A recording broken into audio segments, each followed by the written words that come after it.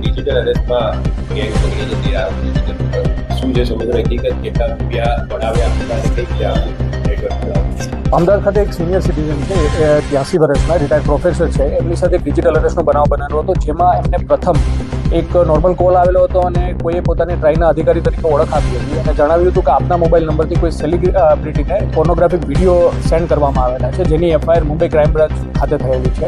એવું કહીને પછી ડરાવીને એ જે સિનિયર સિટીઝન છે એમને વિડીયો કોલ કરવામાં આવ્યો હતો. ત્યાં વિડીયો કોલમાં પોલીસ અધિકારી બનીને, ત્યારબાદ સુપ્રીમ કોર્ટના જસ્ટિસ બનીને અને ઈડીના અધિકારી બનીને અલગ અલગ લોકોએ સેટઅપ સેટ કરીને વાત કરેલી હતી.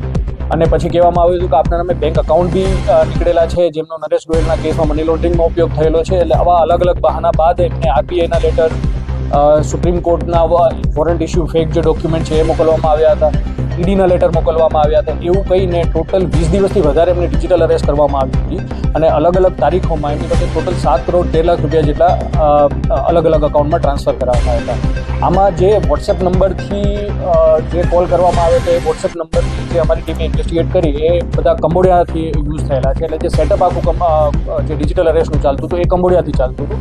તો આ બાબતની જ્યારે સિનિયર સિટીઝનને જાણ થઈ ત્યારે અહીંયા તાત્કાલિક એફઆઈઆર દાખલ કરી અને અમારે પીઆઈ NS ખોખર અને એમની ટીમે 3 દિવસમાં આ બધા આરોપીઓની 12 આરોપીઓની ધરપકડ કરેલી છે.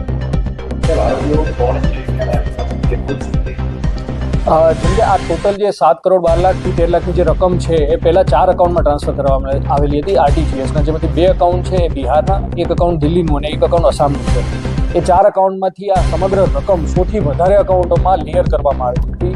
એ 100થી જે વધારે એકાઉન્ટમાંથી એમાં 6 એકાઉન્ટ અમદાવાદ અને સુરતના હતા.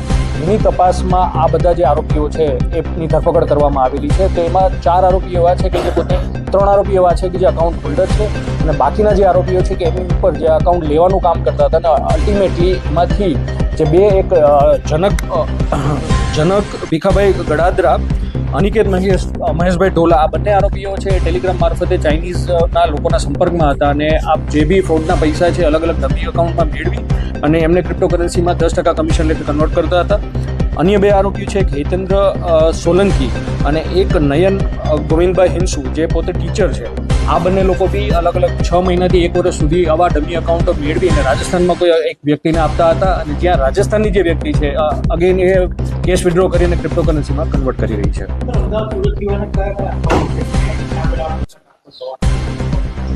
જે મેં પહેલાં કહ્યું કે પૈસા ઓલરેડી ટ્રાન્સફર થઈ ગયેલા છે. 4 એકાઉન્ટ જેમાં 7 કરોડ 13 લાખની રકમ ટ્રાન્સફર કરેલી છે એ દિલ્હી, આસામ અને પટના બિહારના છે. ત્યારબાદ જે 100 એકાઉન્ટમાં લેયર કરવામાં આવ્યા છે એ ભારતભરના 20થી વધારે રાજ્યોના આ બધા અકાઉન્ટો છે, જેની તપાસ હજી બીજા કેટલા અકાઉન્ટ હોલ્ડર છે એની તપાસ અમે કરી રહ્યા છીએ. જે પકડાયેલો આરોપી છે બધી એક આરોપી પાસેથી 1,70,000ની રકમ અમને રિકવર કરેલી છે, જે કેશ વિડ્રો કરતા હતા અને એના ક્રિપ્ટોકરન્સી વોલેટને એમની અમે ઇન્વેસ્ટિગેશન હાલ કરી રહ્યા છીએ.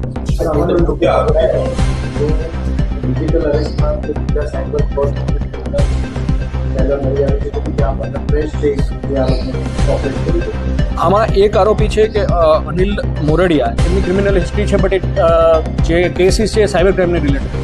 આ ઉપરાંત જેટલા બી આરોપીઓ છે હજુ સુધીમાં ધ્યાનમાં આવેલું છે કે એમના આ પહેલાં અરેસ્ટ નથી થયેલા, બટ જે મેં પહેલાં બી કહ્યું કે આ બધા આરોપીઓ 6 મહિનાથી લઈને કોઈ આરોપીઓ 1.5 વર્ષથી આવા ચાઇનીઝ ગ્રુપો સાથે કોન્ટેક્ટમાં હતા અને જનરલી આ પોતાની આઈડેન્ટિટી માસ્ક કરવા માટે પોતાના અકાઉન્ટમાં આ લોકો પૈસા નથી રખાવતા. જે બીજા લોકો હોય છે એમને લાલચ આપી અથવા તો જે અકાઉન્ટ આપવાવાળા છે એ પોતે બી લાલચમાં આવીને આવા અકાઉન્ટો એમને આપે છે. એમને એ બી ખ્યાલ હતો કે જે રિસેન્ટમાં ગુજરાત પોલીસ દ્વારા એક ઓપરેશન મ્યુલ હન્ટ કરવામાં આવેલું હતું, એમનાથી બી આ લોકો પરિચિત હતા અને વોટ્સએપ ગ્રુપના અમે એવા વિડીયો મળેલા છે કે એમના વિડીયો એમના જે બોસેસ છે એમને શેર કરતા હતા કે આવી રીતના અહીંયા ડ્રાઈવ ચાલી રહી છે તો આનાથી કઈ રીતના બચવું. એટલે હજી સુધીમાં પકડાયા નથી, બટ જે એક્ટિવિટી આ બધાના અકાઉન્ટોમાં અત્યારે જે એમના ડિવાઇસમાંથી અમને અકાઉન્ટો મળેલા છે, જે અકાઉન્ટો અત્યાર સુધી એમને આપેલા છે, એમાં આખા ભારતભરમાં 238 જેટલી કમ્પ્લેનો NCCR પોર્ટલમાં મળી આવી છે.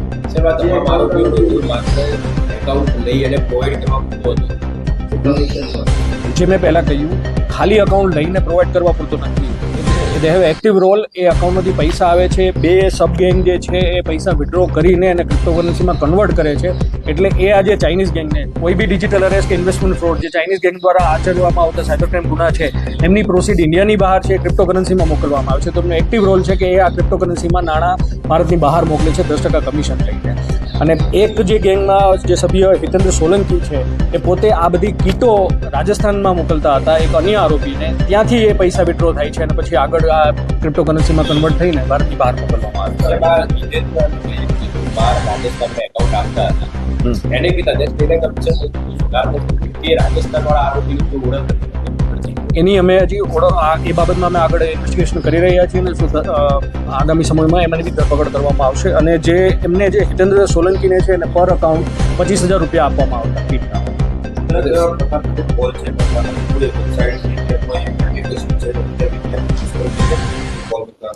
જનરલી જે આ કોલ કરવામાં આવે છે એમાં આ લોકો જે કોલ કંબોડિયાથી ને જે ફર્સ્ટ નોર્મલ કોલ હતો એ કંબોડિયાથી ઇનિશિએટ કરવામાં આવ્યો હતો અને ઘણીવાર અહીંયા સિમ બોક્સીસ જે ઇન્ડિયામાં ઇન્સ્ટોલ કરવામાં આવે છે ત્યાંથી એ લેન્ડ કરવામાં આવે છે ટેકનિકલી.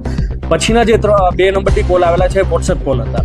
એટલે એ વોટ્સએપના જે નંબર છે એ સંભાવ એ લોકો ઇન્ડિયામાંથી એનો ઓટીપી મેળવીને અથવા તો સિમ કાર્ડ મેળવીને એ વોટ્સએપ અત્યારે યુઝ કરી રહ્યા છે કંબોડિયામાં. હમણાં બી જે રિસન્ટ જે ગવર્મેન્ટે નોટિફિકેશન બહાર પાડ્યા છે કે વોટ્સએપમાં બી હવે સિમ બાઇન્ડિંગ કમ્પલસરી છે. એટલે ફ્યુચરમાં આવા બધા જે કોલ છે એના માટે ખાલી ઓટીપી મેળવીને બહારથી આ મોબાઈલ નંબર યુઝ કરવા એમના માટે પોસિબલ નહીં રહે આગામી સમયમાં.